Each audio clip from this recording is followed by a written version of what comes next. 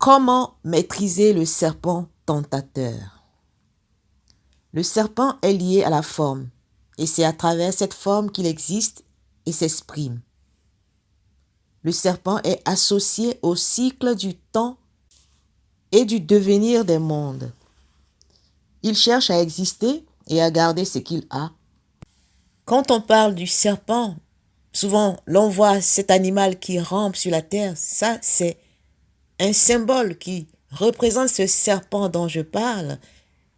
Parce que en chacun de nous, il y a un serpent. Le serpent, c'est une énergie. C'est une force qui agit, qui se manifeste à travers des êtres humains. Et cette forme nocive du point de vue humain a été matérialisée, a été nommée serpent. Le serpent s'occupe de l'homme, il le convoite, car pour lui, l'homme est l'instrument parfait pour son salut et son règne. Le serpent entoure l'homme, l'obsède, le possède, cherche sans cesse à l'animer, à le réconforter, à l'illusionner, en lui apportant des réponses à toutes ses questions. Et si l'homme lui résiste, si l'homme ne lui obéit pas, il le conduit dans la peur, jusqu'à le forcer à tout contrôler, à tout maîtriser, posséder, organiser. Telle est la signature des ténèbres. Évidemment, on peut maîtriser, on peut vouloir organiser les choses, mais l'intention derrière doit être de servir Dieu et d'être en alliance avec la lumière de Dieu, qui est éternité, immortalité, impersonnalité, et non pas d'être inspiré par la peur de perdre, de disparaître. Alors que c'est cette stratégie, par la peur que le serpent manipule l'homme. Et derrière le serpent de l'obscurité se tient le néant. C'est pourquoi l'homme a peur du serpent. Parce qu'il a peur du néant, il a peur de la souffrance du néant. Derrière la lumière se tiennent la vie et l'immortalité. Et derrière les ténèbres de la matière et de la forme se tiennent le néant et l'anéantissement. C'est quoi donc la science du serpent? Le serpent réconforte l'homme, il le conforte dans ses illusions, il l'enferme dans ses mondes, il met un voûte sur l'homme, c'est ce qu'on appelle l'envoûtement, il envoûte l'homme. Et la clé pour sortir de cet envoûtement du serpent tentateur, c'est d'être impersonnel. C'est quoi être impersonnel? C'est de ne pas vivre derrière les apparences, c'est de ne pas porter de masque, c'est d'être authentique, d'être soi-même, d'être un être individualisé.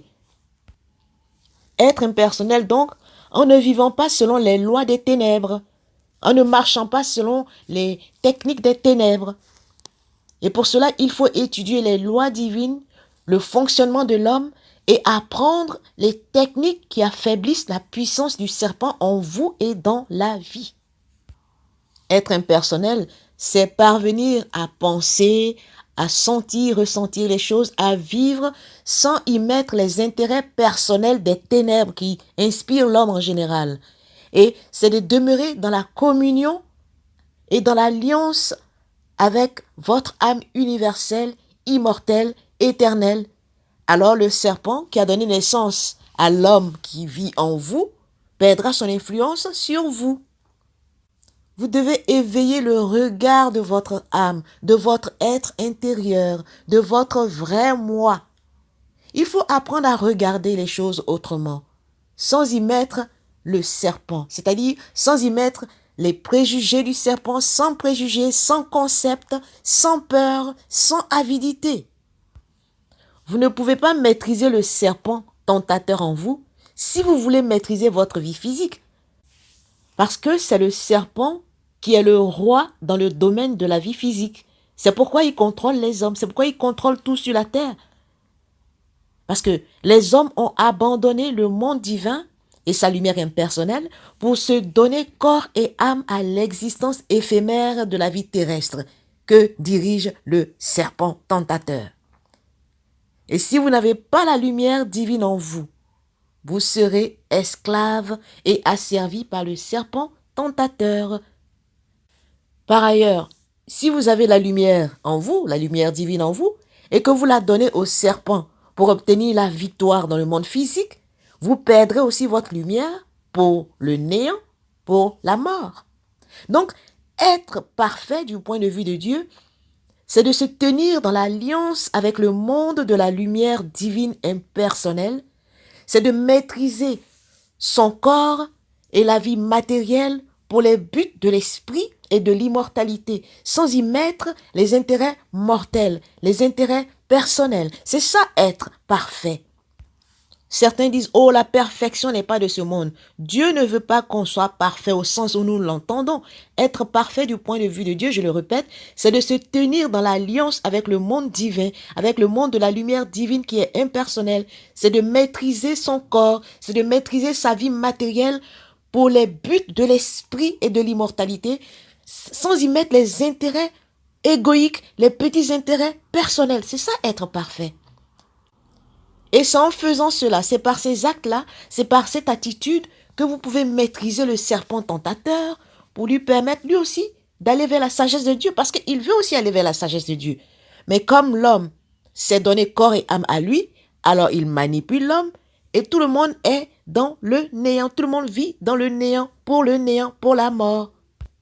Ce que tu dois savoir, même si tu ne le vois pas, le serpent est toujours là autour de toi, omniprésent, à la fois comme tentateur et aussi comme sagesse de Dieu. Donc, il y a deux types de serpents. Il y a le serpent tentateur, il y a le serpent de la sagesse.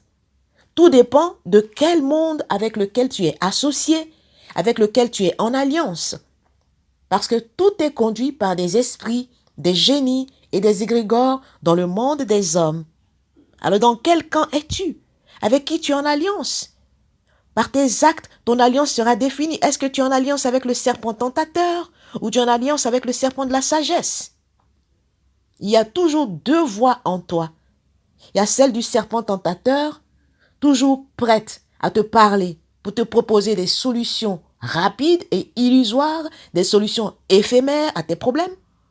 Et il y a aussi la voix de la sagesse divine, qui est la voix du silence, qui est la voix impersonnelle, qui est la voix sans parti pris, qui te donnera toujours la sagesse juste et parfaite selon la situation que tu traverses dans ta vie. Et souvent, cette solution que te propose la voix de Dieu, la voix de la sagesse, ne va toujours pas te plaire, parce que tu n'as pas été éduqué dans la loi et la vision de Dieu. Donc, il est temps d'être éduqué selon les principes divins pour pouvoir surmonter les ruses du serpent tentateur. Souvent, on parle de nouvelle naissance. Mais cette nouvelle naissance dont on parle commence par l'impersonnalité, ce dont j'ai parlé auparavant. L'impersonnalité, c'est-à-dire de ne pas t'identifier à ton corps physique parce que tu es esprit, tu es un être de lumière. C'est de ne pas donner gloire au serpent tentateur par tes pensées, tes sentiments, ta volonté et tes actes. L'impersonnalité, c'est un ange. L'impersonnalité est comme le cœur dans le corps. Elle est un organe vivant et réel. C'est une vertu divine, l'impersonnalité. Alors, tu ne pourras maîtriser ta vie sur terre que lorsque ta vie sera gouvernée par l'ange de l'impersonnalité dans ton corps. Alors, le serpent tentateur t'écoutera à ce moment-là, parce qu'il verra que tu es devenu impersonnel, comme Dieu le Père et sa lumière, et que ce que tu dis est juste et bon pour lui, et pour tous les mondes et tous les autres êtres. C'est à ce moment-là, le serpent tentateur pourra se soumettre à toi. Souvent, j'entends dans les églises les chrétiens chanter « Je marche sur Satan, je marche sur Satan ». Mais tu ne peux pas marcher sur Satan si tu es avec Satan, c'est pas possible. Puisque c'est lui qui te gère, c'est lui qui gère tout ce qui est dans la forme, tout ce qui est matériel. Alors pour pouvoir marcher vraiment sur lui, il faut aller dans le camp de Dieu, en devenant impersonnel, en ne t'identifiant pas aux œuvres des ténèbres, alors tu pourras commencer à chanter vraiment cette chanson et elle sera vraie dans ta bouche. Il est donc temps, cher ami, pour toi d'aller dans le camp de la lumière, si tu veux vraiment être vainqueur sur le serpent tentateur. Et qu'est-ce que la lumière? La lumière, c'est l'aura de Dieu le Père. C'est sa manifestation, sa présence, son être. La lumière est unie à Dieu le Père. Elle est semblable à lui. Elle est par conséquent profondément impersonnelle. Dieu le Père est bénédiction impersonnelle qui fait lever son soleil sur les bons et sur les méchants. Il bénit aussi bien le sombre que la lumière. Car chacun d'eux a sa nature, sa fonction et donc ses lois et sa destinée. Dieu bénit le serpent autant qu'il te bénit. Parce que chacun a son rôle à jouer sur la terre. Dieu ne juge pas, il n'enferme pas dans les concepts comme nous les hommes. Il n'emprisonne pas les êtres. Parce que pour lui, chaque chose a sa raison d'être et a sa place sur la terre. Chaque chose pour Dieu est bonne et conforme à la loi, car tout est loi. Dieu est loi. C'est ainsi que la lumière a ses lois, les ténèbres ont leurs lois, et elles ne sont pas du tout en opposition du point de vue de Dieu. Pour Dieu, du point de vue de Dieu, chaque être a besoin de connaître et donc de vivre certaines expériences afin d'éveiller sa conscience, de libérer les mondes et de les conduire vers la sagesse.